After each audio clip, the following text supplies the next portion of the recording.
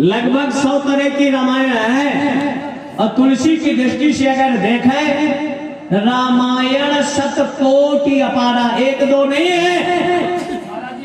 ऐसी विषम परिस्थितियों में मानस को समझने के लिए वैसे तुलसी ने स्वांतः सुखाय अपने आत्म सुख के लिए उन्होंने मानस की रचना किया, लेकिन जो रामायण के विरोधाभास का कारण है, शूद्र गंवार ढोल पशु नारी, ये सब ताड़न के अधिकारी काबिल बुलके ने इस पर टिप्पणी किया और काबिल बुलके के ही अवतार। लेकिन अगर ढोल है, ताड़न शब्द का अर्थ का जो भौतिकवादी है, सामवादी है, विकासवादी है, आधुनिकतावादी है, कहते हैं ताड़न शब्द का अर्थ होता है पीड़ा, पीटना। लेकिन तुलसीदास बुंदेलखंड के रहे, चित्रकूट जनपद के राजापुर गांव में, तो वहां ताड़न शब्द का मतलब होता है देखना, ना कि पीटना होता है। अगर किसी व्यापारी के यहाँ आप जाओ, कहेंगे जरा देख लेना, ताड़ लेना, कहीं गाड़ी तो नहीं मार रहा है। ताड़ना शब्द देखना में होता था, ना कि पीटना में। जैसे ढोल है तो ढोल को पीटोगे नहीं, उसमें सारे गामा पधनी सानी धापा मगरे सा, जो उसकी अगर तार है उसमें रस्सी लगता है, रस्सी को टाइट करोगे तो ढोल का स्वर सही निकलेगा। और भारतीय संस्कृति में यस्तु नारीत्य पूजन्ते रमन्ते तत्र देवता, नारी को पीटना कहीं नहीं लिखा है, शिक्षा का उसका आधार होता है। लेकिन अध जल गगरी छलकत जाए, अध कचरा ज्ञान से अनर्गल प्रलाप करते हैं, जैसे सन्नपात वाला अनर्गल बोलने का काम करता है।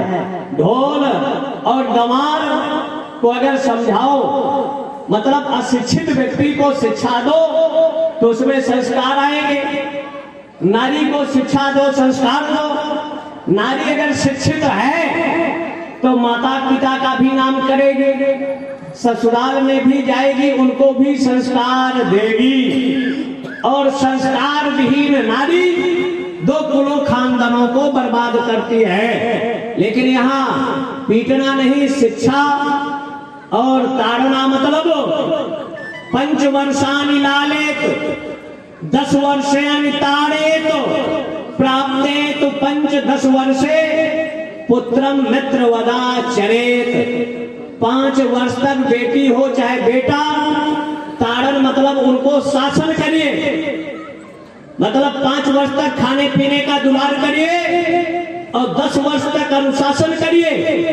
और जब 15 साल का हो जाए तो पुत्रवम मित्र वदाचरेत, पुत्र के साथ मित्रवत व्यवहार करना चाहिए। लड़की को क्यों ध्यान रखना चाहिए? बालकपन में पिता के अधीन, और जब जवान हो जाए तो पति के नियंत्रण में नारी को रहना चाहिए। और अगर पति न रहे तो बेटे के संरक्षण मार्गदर्शन पर नारी को रखना चाहिए। नारी अगर संस्कारित होगी, शिक्षित होगी तो अनेक तरह के संस्कार जन्म लेंगे, और अगर नारी में विकार आ गए तो अनेक तरह की कुसंस्कृतियां, उत्तम जैसे ऋषि की कुछ समय पर हठ धर्मिता के चलते जब नारी ने हट किया तो रावण जैसे दुर्दांत समाज विरोधी ऋषि से एक व्यक्ति पैदा हुआ जो परिवर्तन प्रकृति का नियम है। तभी इस देश से गरीबी, भ्रष्टाचार मुक्त भारत जब होगा तो शिक्षित भारत, संपन्न भारत, विपन्नताओं से रहित भारत होगा। 15 मिनट का समय निकालकर